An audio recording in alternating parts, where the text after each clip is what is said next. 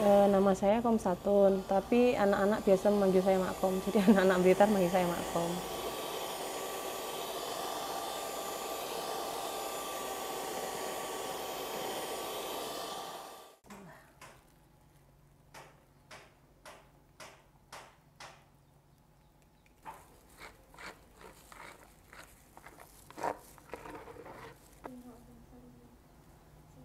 Itu di pasaran kan 40, 50, ada yang 60. Di sini menekan harganya dari langsung petani. Ya soalnya kan emang lah buat apa di mahal lah yang murah.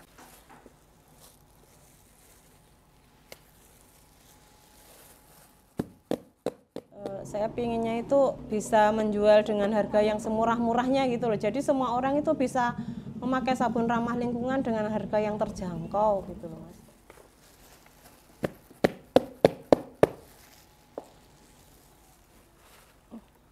Ya, nanti tak tahu pengen kayak gini, Mas. Kayak bentar tadi.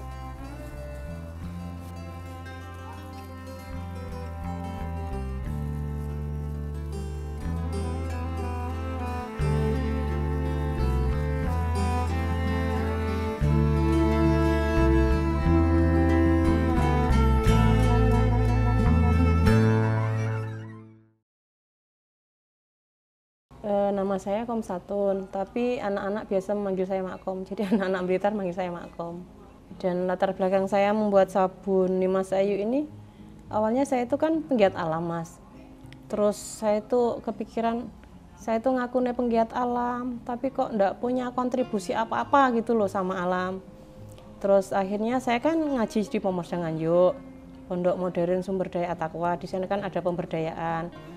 Terus saya itu belajar sabun dari salah satu muridnya Romo Kiai Tanjung, pemomongnya di Pomosda itu. Ya setidaknya saya pengenlah punya sesuatu yang saya bisa bagi ke lingkungan sekitar saya gitu. Sejak kapan Makom memproduksi sabun natural ini? Sekitar bulan apa ya, 11 bulan yang hampir setahun lah, Mas. Ada tujuan khusus untuk dalam membuat sabun ini nggak? Iya ini, Mas, apa namanya, pingin berbuat sesuatu.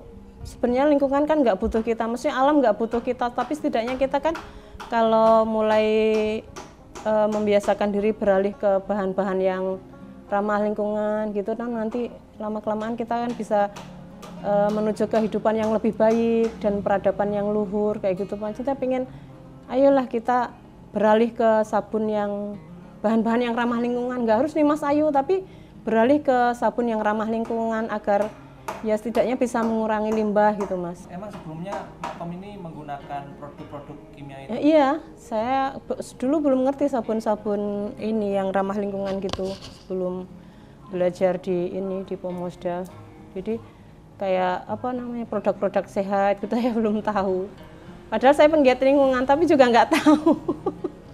Ya gitu, Mas. Apa sebenarnya perbedaan paling mendasar antara sabun natural ini dengan sabun komersial pada umumnya? Yang jelas bahan dasarnya, Mas. Maksudnya alami, benar-benar alami. Jadi kayak daun-daun juga Mas lihat sendiri kan tadi, daun-daun dari ambil sendiri di kebun. Terus ini VCO-nya juga bikin sendiri. Terus kayak rempah-rempahnya juga dari teman-teman yang menanam dengan pola tanam yang sehat. Efek sampingnya juga enggak ada. Kalau kayak sabun kimia kan nuwun sewu, maksudnya bahan-bahan yang sangat berbahayanya kan banyak sekali, Mas. Jadi mereka bisa jualnya kan lebih murah. Sebenarnya nggak boleh membanding-bandingkan, tapi kan Mas tadi tanyanya gitu. Jadi emang itu perbandingannya gitu, aman dan sangat sehat. Ini juga kalau apa mengalir ke tanah bisa jadi pupuk. Soalnya kan ada ekoenzimnya juga.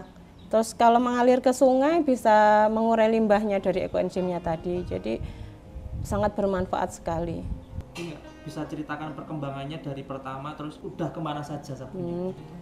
Dari pertamanya saya kasih tester-tester gitu loh, Mas. Jadi kalau ketemu teman, saya kasih tester, coba di ini terus mereka kan lama-lama pakai kan cocok, terus gitu jadi order. Jadi awalnya kayak gitu-gitu. Mulai ada yang dari Jogja, terus Salatiga, Surabaya, Malang, Bali, Balikpapan, terus dari Jakarta, dari NTT, terus sama ada yang buruh migran itu dari Singapura sama Hong Kong. selama membuat sabun natural dan memproduksinya, berapa orang yang membantu memproduksi serta kapan saja memproduksi sabun ini?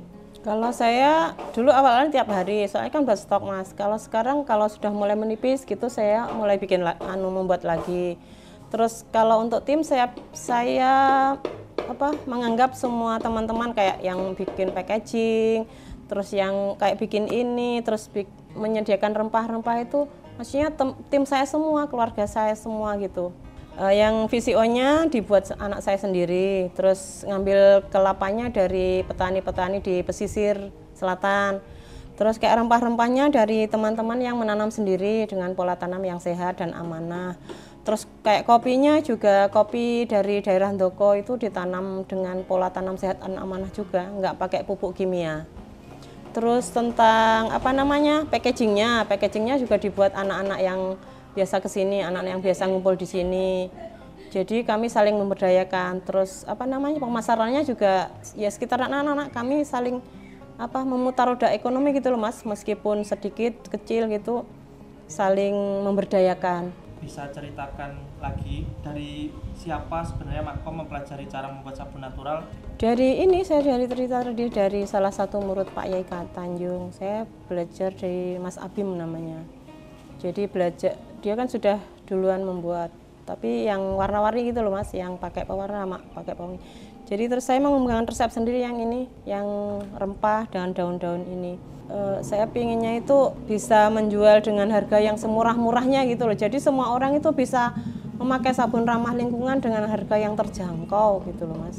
Limas Sayu variannya 21 varian, sudah berkembang jadi 21 varian. Kayak kunyit kombucha, kunyit madu, kunyit zaitun, terus bengkuang beras, kayak ini kelor sama bidara, terus ada sacha inci, kacang Jepang itu, ada kopi, terus ada temulawak madu, ada kentang, ada pepaya, ada yang buat jerawat, ada yang buat mencerahkan kulit, ada yang buat melembabkan, kayak gitu-gitulah.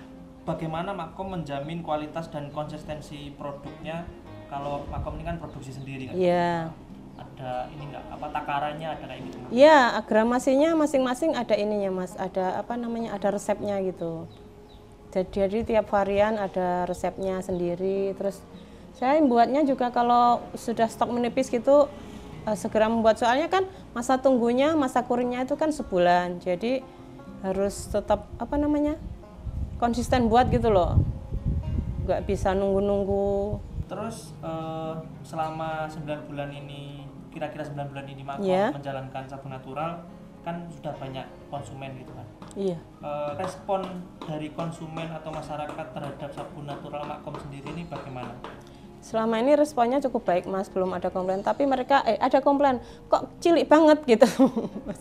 Saya pengennya yang agak gede gitu. Tapi saya mau tak gedein gitu, takutnya nanti yang lain tidak, harganya belum terjangkau. Soalnya kan banyak yang kok larang mentok gitu. Soalnya mereka nggak tahu, maksudnya kayak bahan dasarnya kayak VCO-nya gini, per liternya juga sudah mahal kayak gitu. Ya baru itu kok cilik gitu. Kalau khasiatnya belum ada komplain. Pesan terakhir atau filosofi atau apapun yang ingin disampaikan?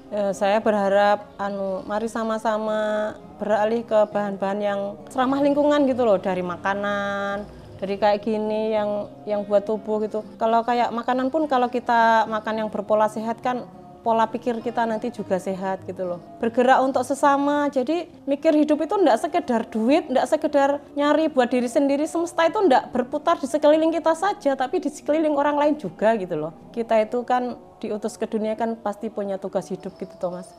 Jadi ayolah dimanfaatkan sebaik-baiknya selagi kita punya zasad. Jadi kayak tadi, jangan menua dengan cara yang membosankan. Itu saja.